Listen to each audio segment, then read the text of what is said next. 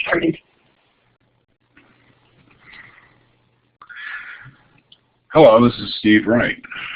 I'd like to tell you about the Information Communication Technologies and Digital Media Sector team and what we're doing, how we see the marketplace for jobs, and how you can work with us, basically, because there's a lot to be done. As you may know, ICT and Digital Media Sector was selected in 2013 as one of the 10 sectors to be addressed as part of the Doing What Matters program. It's the first time that this wide spectrum of technologies has been put under a single umbrella for the purposes of workforce analysis and community college career pathway response. Currently, there are 10 Deputy Sector Navigators for ICT Digital Media, representing every region and sub-region of the state. It's a fine group of people with a variety of experience, and if you haven't met the one in your region, I hope you'll reach out to them. The most important thing about what we do is that we focus on these overarching goals.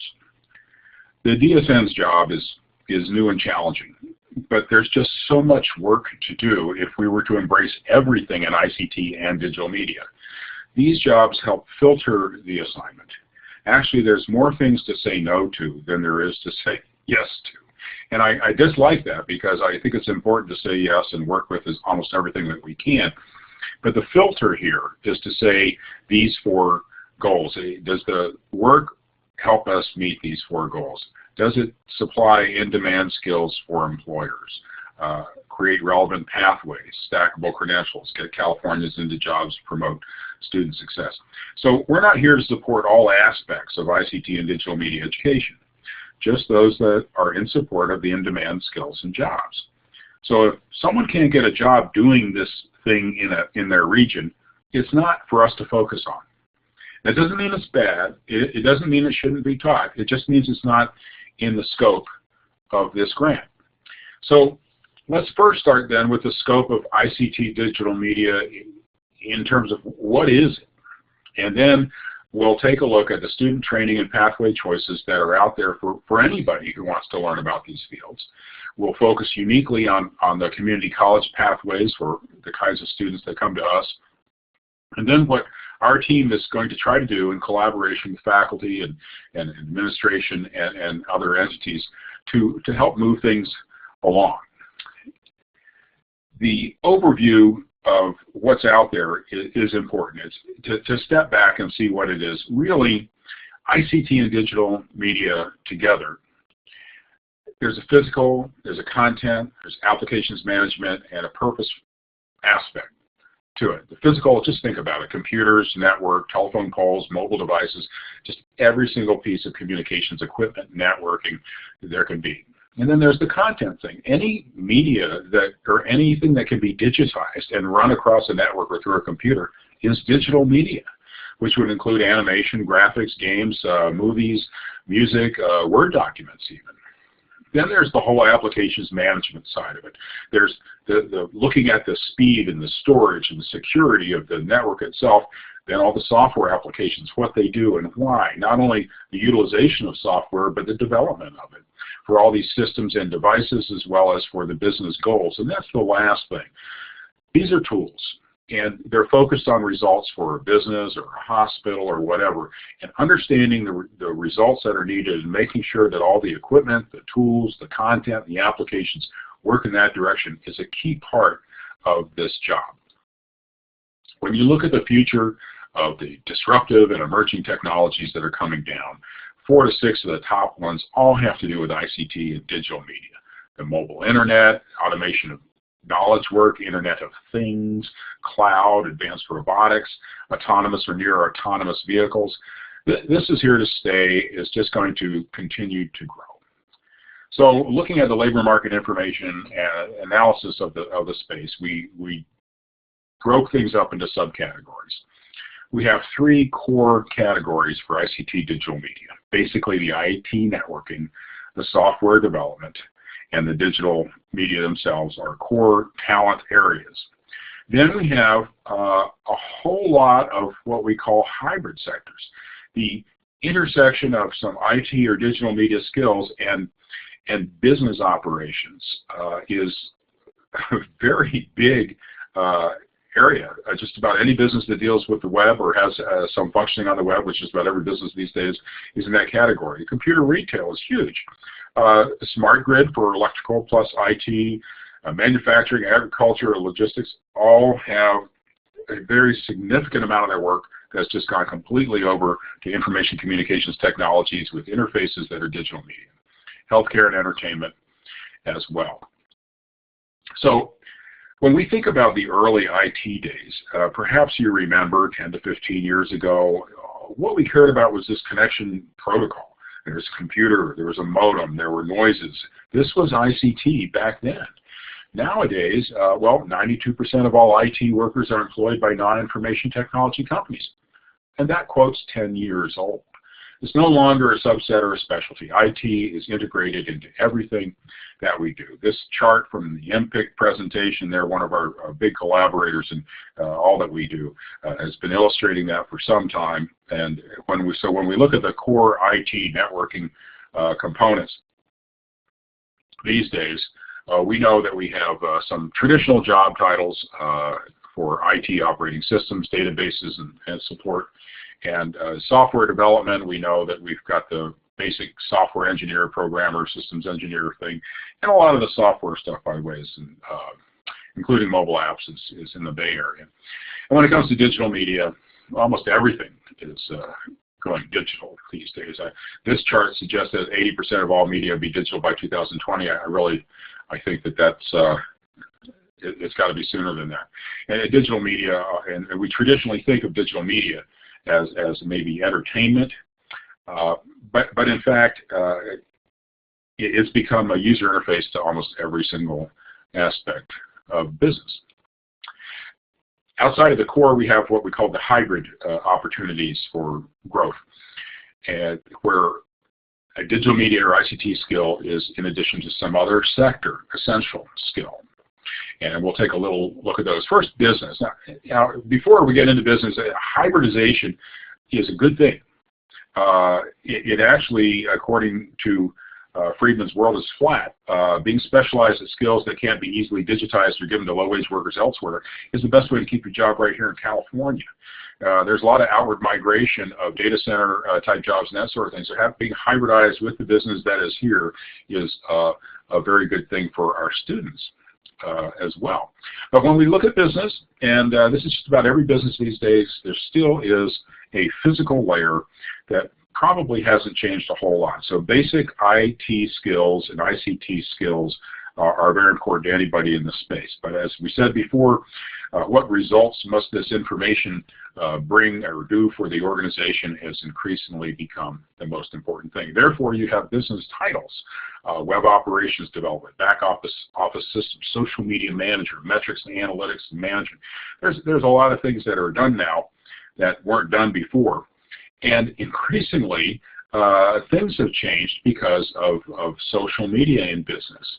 For example, a few years back, the primary spend on software was done in just about every area other than marketing, but social media has kind of become the default marketing software business, previously under-resourced and very important. This is an example of how those things we see as a consumer on social media belie the fact that there's this huge strategy behind with all kinds of monitoring and knowing what keyword was used by a consumer when they were directed to your web page, so that based on the word that they used, the proper web page will show up. For example, if you're selling something, if the user used a word that was specific to your product, you might go close to here are our product items and do you want to buy one.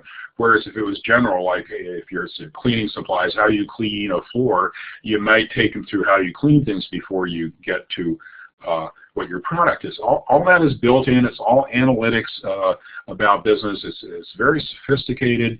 It's mind-boggling. And the whole web of different things that you do to make a the linkage of the online applications utilized in the business connected to the analytics, the decision-making process, and all the IT and even the interface digital media systems in between is very, very complex. It's given rise to, and this was kind of a parallel trend, a project management organization. If you look back in history, we had line organizations, then matrix organizations, now project management organizations. The integration of hardware, software development, applications, operations, marketing, and government compliance is pervasive. And it's not just Microsoft Project Manager anymore. It's a variety of different softwares. So business has been hit hard as a hybrid environment for ICT digital media and their business purposes, but so has healthcare. Healthcare is one of the biggest growth areas in the hybridization of ICT and other skills, but let's not forget smart grid IT solutions. Almost anything anybody says about smart grid electrical solutions for optimizing energy is basically an IT network. Also, what used to be just post-production in the old days is now just anything you do in business. We think of do-it-yourself type videos or marketing type videos you might see on YouTube or Vimeo, but a lot of these tools nowadays are used within the organization to show people how to do things or give customer service videos. It's expanded tremendously. So what can we say in summary? Well, looking at the future, we see advancing and pervasive technologies. It's not going to change. It's going to just continue to develop. It's going to be crazy. It's going to be wonderful. Underneath it all, there's a common physical functionality. So the basic skills and knowledge of IT, communications protocols, storage, security, these things apply to every single sector. However, once you get beyond that, the increased hybridization with other sectors in software, applications, and user experience takes everybody a different way. So, if you're a young person these days and you're saying to yourself, how do I get trained in one of those jobs? Well, before we spout out an answer, we really need to say, wait a second, things change pretty quickly in this space. ICT digital media jobs are a moving target. Imagine that they flow down. This is a beautiful chart, by the way. The first time I saw MPIC do it, I just was stunned. But imagine that the new technologies flow down from the top of this pyramid to the bottom over time as the technology takes hold. As a good example is desktop publishing. At one time, we all took our graphic arts needs to the graphic arts department or vendor, and there was 4-color separations, and we waited for things to get printed, and then desktop publishing emerged by the creators, then enabled slowly through the organization. There was a time when jobs were created and desktop publishers were in demand. You could get training in that. You'd go out and get a job being the desktop publisher for a particular organization or whatever. Well, that labor market information now indicates that those jobs are going away. Does that mean that that skill is no longer needed? No, it simply means that it moved down into the user category here, where it's just expected.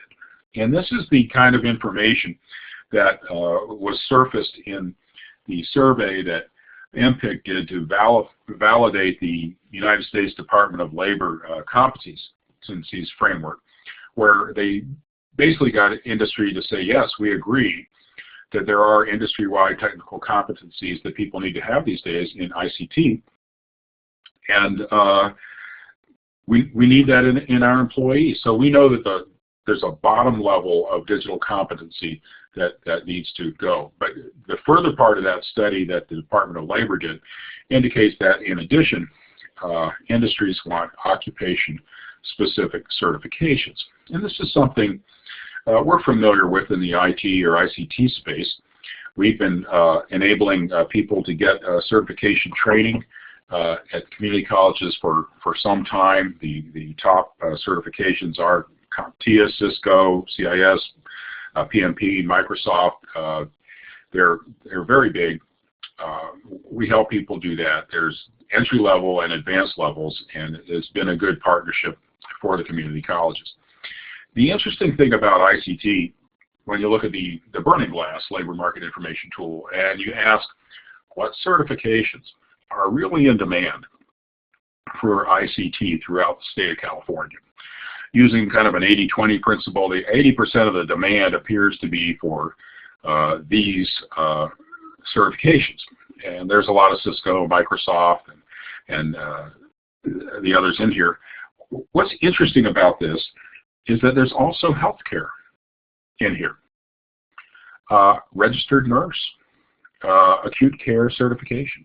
Imagine being an ICT in a hospital or something like that and not knowing those things. So what we're beginning to see in this kind of certification combination is that hybrid element coming to life, that you need this IT certification and you need this healthcare certification. So this is a good indication of how relevant that is. So if you're someone looking to get into this field, there's 200 plus private industry certifications, which will just drive you nuts. There's a lot of public and private colleges, and there are an increasing number of alternative training. In our own state college system, we have the CSUs and the UCs with an abundance of alternatives, not perfect, and there's a room for improvement, but they do exist. Within the community college system, we also have multiple offerings, different academic departments, different associate level degrees, 1,500 certificates with unique titles. Some would say it's chaotic. It certainly reveals the way that we develop things, but there's a lot out there. Additionally, within the private space, this is just from Los Angeles, there's a number of physical and online colleges and universities where you can go and get these degrees with a variety of funding, scholarship type resources. Among these, national universities is currently providing transfer articulation agreements with the community colleges. Some of these are good, some of them are less reputable, but there's plenty out there. And just in case you thought that things weren't really going to change in this online world, a Georgia Tech's online Masters of Science Computer Science degree can be had for $6,600, far less than the $45,000 on-campus price. I'm told it's a fully robust version of the Masters with the faculty support and that sort of thing. So it's not just some cheap knockoff that they do online. The colleges, the public and private colleges, and the Georgia Tech example are still all in the upper right-hand quadrant here of traditional and accredited types of educational alternatives that there are for the students. But there are a lot of new varieties. And just as an example, Treehouse has been pretty popular lately with the software development, website development crowd, writing apps, writing code, starting business. The cost of the students $49 a month. Started a couple of years ago. They use short videos, interactive code challenges, and quizzes. Companies like Simple and Living Social use the site to recruit new employees based on the badges that they have earned. The company's raised capital, about $12.6 million, and they have a very interesting management structure, which is, well, envious. But this, people can go here and they can get trained. So these things are out there. Additionally, there's the MOOCs. We've all been hearing about the MOOCs. The thing about MOOCs is there's a lot of hype and then some disappointment. But you look at the Gates Foundation, MacArthur Foundation, National Science Foundation, Google, Mozilla, Harvard, MIT, Stanford, are all behind this movement for various reasons, some trying to do goodwill, some trying to monetize. We see an increasing amount of efforts now to provide credentials and proctoring of the test and that sort of thing. So the assumption is that the MOOCs are going through a little trough of disillusionment right now, but they're going to come out with the fixes in place and be a very valid resource, whether we use them in our classes or students get their training otherwise. The thing about all of this is there's more to it than just replacing the old classroom with a new online classroom. Digital natives, our students, are a game-based culture. And Mozilla badges are, well, they could be sourced from a number of educational experiences, and they appeal to the digital natives. It's a just-in-time approach to learning, and there's speculation that the digital badging is the next generation of certification. So we look for exciting things to happen in that field. The conclusions that I think we can draw from all this information is that the training market for ICT and digital media is very adaptable and fluid, keeping pace with changes in technology. And certainly industrious students have multiple educational alternatives, both public and private. So what are the implications for the community colleges? Well, I think the community colleges can provide a high-value pathway. We can customize curriculum offerings to regional job acquisition. None of the other examples given are customized to regional job acquisition. We can design credentials to the lifestyle needs of community college students. And we can promote our student pathways to business and students. A lot can be done about identifying the pathways that are really working for in-demand jobs and getting out there to tell our business partners about them.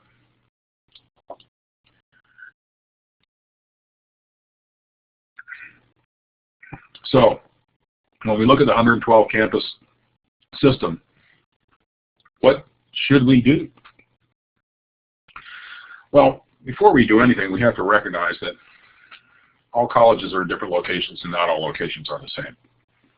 Most of the core IT, software development, digital media jobs are more likely to be found in the larger metropolitan areas. Now, jobs will vary by region. There's more software development in the Bay Area, there's more entertainment-based digital media in Los Angeles. The pervasive hybridized jobs, however, business, healthcare, care, and many of the others, can be found everywhere there is a business. So there's hope. Another thing we discover in the data is that the core IT, software development, digital media jobs seem to demand, or at least 80% of them, a BS degree, and even 11% of them are masters. And this is shown in both the EDD data used by Centers of Excellence and the Burning Glass data, which is the online postings. However, according to the Vice President of Robert Half Technology that places about 40,000 people a year, the most sought-after trait is not education, but 10 years experience. So robust arguments continue, and they indicate that exceptions abound. We have come to believe that the answer will be found in the hybrid jobs, so we asked the Centers of Excellence for some help. And this is a result of work done with John Carice and MPIC, where we looked through all the jobs in the Bay Area initially and then applied it to state, where we segregated the jobs by educational requirements and then assigned the jobs to subsector categories that we previously discussed. There's more core IT, software development, digital media opportunities for 4-year degrees. And that's the upper half of this chart. In other words, 68% of the 30,000 jobs identified as requiring 4 years or significant experience in advanced certifications, 68% of them require the 4-year degree or that. And the next portion of the graph there is for jobs requiring a 2-year degree or approximation. And 71% of those jobs are in the hybrid categories, not so much core when you get to that level. And at the very bottom of the page, requiring nothing more than the job training, is retail and customer service, 31,000 jobs. And there's some real opportunities for our community college students at the entry level and the 2-year CTE pathway when you look at this bottom half of the page. So how can we summarize this? Well, if you look at the hybrid sectors in the aggregate, including the retail, 71 to 90% of the opportunity for our 2-year students or less are in these hybrid categories. There's still a 22% opportunity range for IT networking, computer support, which is a lot of the traditional stuff we've done with Cisco and Microsoft and those various certifications. And digital media across the state averages 6.5%, which is typically concentrated in certain urban areas where it's much higher than that. Software development and installation for the 2-year approach is not a significant number. It's still there. There may be wonderful opportunities for people to do mobile apps, but it's not a big number.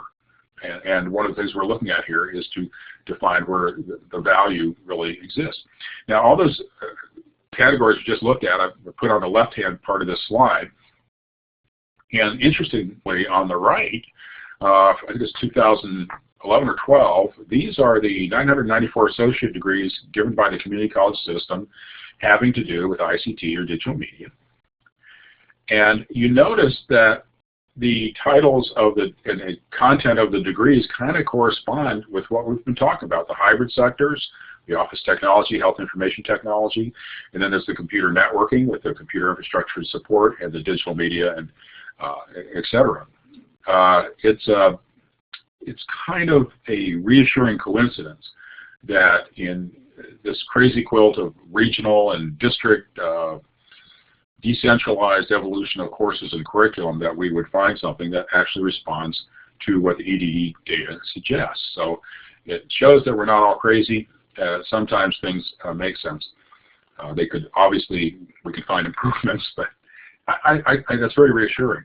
The next topic along this pathway discussion here is that as we look at those different opportunities that are out there for the students, we have to remember that we have many colleges within a college.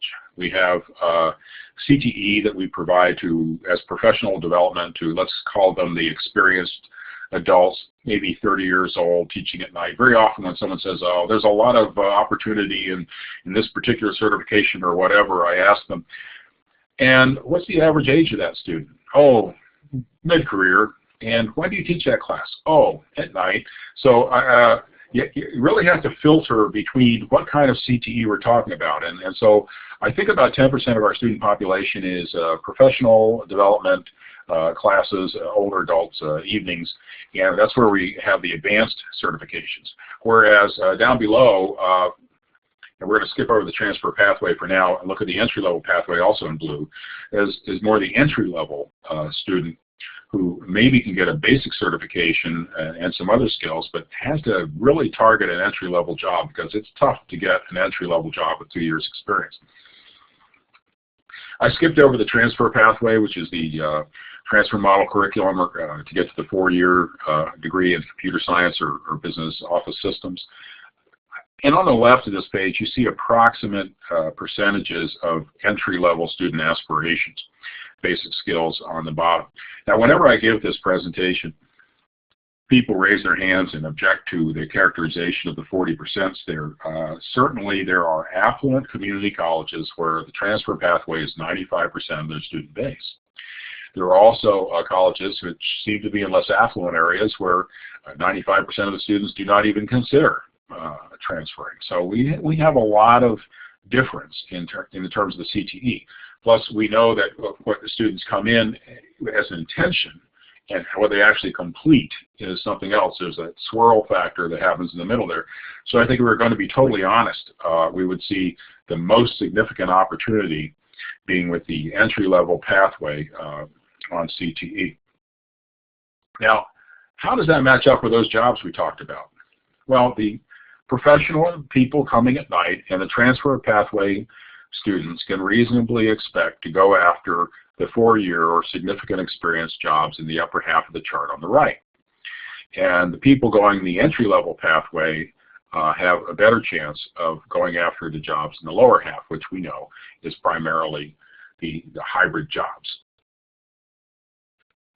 There's kind of a magic thing that has to happen here. Depending on a student, a 4-year transfer program or a 2-year certificate program could be advised for the same career goals. It's really a conundrum for counseling. Our counselors have a challenge here. Let's take one case. An opportunistic and savvy student might combine 2 years of community college tuition rates, pursue the transfer model curriculum AST or AAT or the IGETC classes, and also avail themselves of CTE classes that allow them to qualify for a certification, Cisco or whatever in ICT. They transfer to the CSU or the UC for a computer science or business operations office systems degree. Hopefully they picked up maybe an internship along the way. At the end of 4 years, they come out the most employable of any cohort in that 4-year school. The more we can do to help this blue ribbon pathway, the better. But students with 2-year aspirations, those that default to the 2-year or the swirl, which is the majority of the community college population, would be better served with an effective pathway to a hybrid IT or digital media in demand jobs in their region. And students on a budget may go for a computer retail job while continuing their education, eventually transitioning upward. In the 2-year or less, CTE pathway needs to be optimized for a maximum value. So with the knowledge of the jobs, the overarching goals, the sector scope, the robust alternatives that are out there for training, the unique qualities of our students, we have determined what we call a maximum value strategy. And the maximum value strategy assumes that the CTE, from all the previous discussion given, is 50 to 90% of the opportunity for community college students. It's our job to differentiate between advanced jobs and entry-level jobs. We need to validate the 2-year entry-level jobs are really in demand. This has to be, it's a critical part of what we do. We can establish branded career pathways with training guidance for these entry-level positions. We'll probably see a new emphasis on regional hybrid opportunities and entry-level certification alignment. Meanwhile, along those pathways and beyond, we capture the advanced job skill criteria for those jobs, which can become the stackable credentials not only for these entry-level students who come back for more, but for the professional development of the folks that are coming in the evenings. That's a big bundle right there. That's a very big part of what we do. That doesn't mean that we're going to turn our backs on the transfer students. They're 10 to 50% of the students at any given college. By working with the AST and AAT pathway development to the various 4-year degrees and finding ways to augment those pathways with CTE certification prep and internships, we're providing a maximum value for those folks as well. So along comes our Doing What Matters initiative and our crack team of Deputy Sector Navigators. And I just want to remind everybody, we are learning as we go. And everything from here on is a collaborative effort between faculty, administration, business, and other workforce groups. The DSNs may drive or facilitate the process, but the results, the quality, and the credit all belong to those who collaborate. So we've developed a 6-step maximum value tactical plan. It has research, pathway development, and promotion. Let's first take a look at the research phase, because that's where we've been and where a lot of this presentation has originated. Our DSNs have needed to become an expert in the scope and occupations requiring ICT and digital media in their region. We'll continue to validate the information that comes in, that we look at in the labor market information, the COE, EDD data, the burning glass, learning its limitations, what it means, what it doesn't, employer visits, phone calls, advisory panels. We've had skill panels and marketplace events, and we're going to continue to do these because we're not done. And some regions are more ahead in one area than the other. There's a sharing component that comes later because not every Deputy Sector Navigator can work in all things. But as we identify the entry-level positions, part of that is establishing a skill credential criteria for these particular occupations that are in demand. And for that, we developed a form, not a major complicated form, but we want to know the job titles, what software they use, what relevant credentials are necessary for hire, what's key skills is the employer looking for, what companies are hiring. And if you were training for this based on student demographic, these different things, articulation to 4-year entry-level or professional development company worker, what would be the characteristics of that pathway? Interestingly, from the work we've done so far, we're in various stages. Some of them we've already completed the sector occupational assessments, and some of them we're still talking with advisory groups.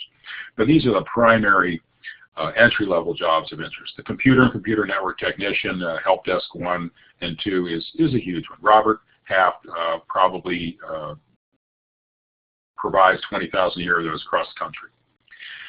Office and computer software specialist is a hybrid within the business world. It's a term that a lot of the temp agencies tend to like for that position. It requires a lot of the some of the ICT skills along with office skills and software skills.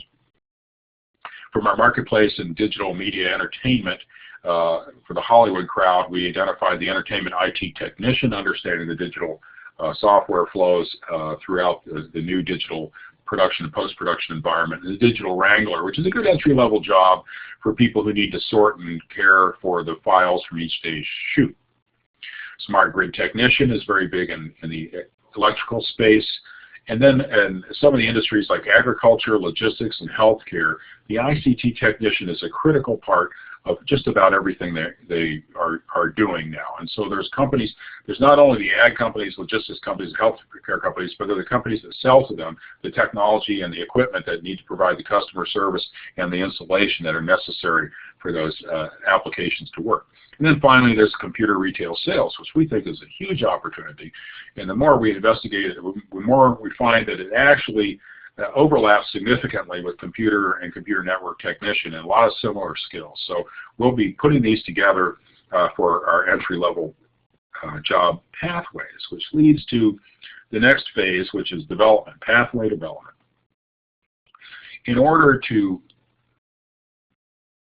once we've found these entry-level jobs, we have to develop what that pathway looks like. And it could be different than what we've always done. You know, they say you do what you've always done, you get what you always got. Well, we're moving backward from the marketplace to what are the skills required and what would the pathway look like. And so we develop a conceptual pathway. And we establish a list of classes, maybe generic titles that would be appropriate or ideal for each entry-level position, and as well as any additional training for the future stackable credentials, and validate this with business. The next thing that follows is to put this together on a matrix for each for the region where it's originating, and then ultimately for the others. So we have the conceptual pathway on the left here with some key components of what that curriculum would be, and then we look at what's offered in college A, B, C, etc. throughout the region. There may be courses that fit fine, but then this is where we're going to identify the gaps.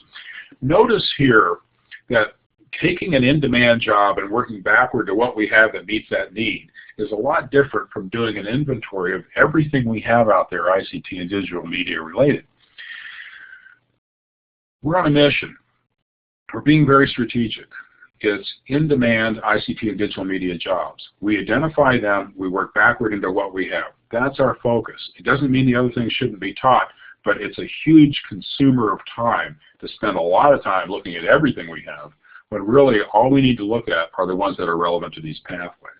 So this is the tool we use to basically identify the pathway and where it stands within the region. And then it's up to the Deputy Sector Navigator and in collaborations with faculty and everything to fill those gaps, clone classes, develop, source new curriculum, get curriculum assets or videos available. Maybe we can, as a team, broker system-wide deals to get better access to some of the technologies necessary, in addition to providing faculty development through a variety of means to help these conceptual pathways become actual regional pathways. So then, well, and of course along the way, we all recognize that our biggest challenge is that we have departments that are very different and sometimes have, I don't know, different reasons why they don't share or get along, but we find that the better we give information to them about what's out there, the more likely they are to collaborate together. And our small and medium business is really the target of job growth in California. And in the small and medium business, these things all fit together. There's really not this departmental separation. So with our conceptual pathways figured out and our challenges and gap closing efforts underway, we will eventually get to the point where we promote the pathways to the in-demand jobs.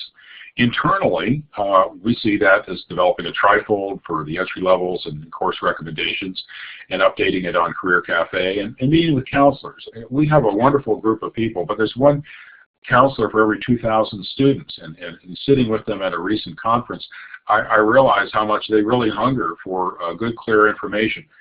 And I tell the DSNs, we got to be right. We can't just go through the motions and come up with something that looks good on paper. It's really got to work. So, because our credibility is on the line with the counselors, with the students, and everywhere else.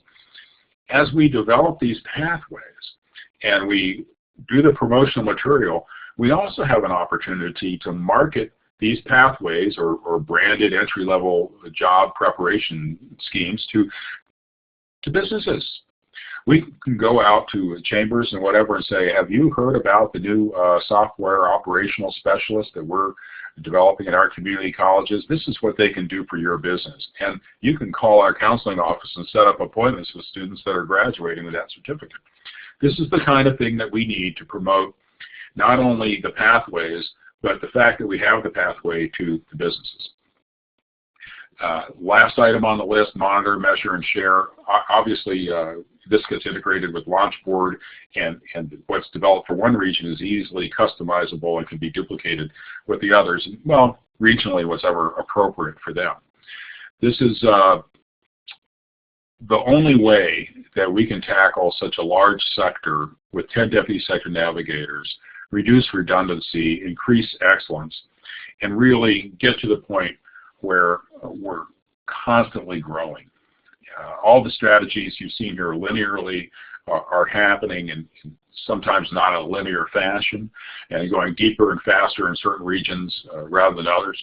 And this is why we have weekly conference calls to discuss all this. But the main thing here is the deputy sector navigator needs to be embraced by the regions. There's still a little bit of uncertainty out there about what a deputy sector navigator is, and so the thought I'd like to leave with everybody here is, as we attempt this strategy, we're really encouraging positive participation. Our deputy sector navigators are collaborator or teammate. There's no attempt here to dictate anything from above.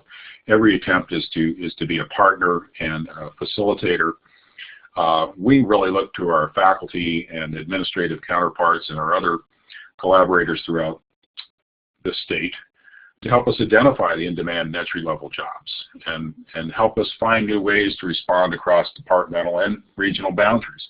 There are a lot of bureaucratic things that have grown up over the years that just we'll have to slowly dissolve them, but the best way to do that is when we have an example of a need that needs to be filled. Deputy sector navigators can really appreciate any development they get.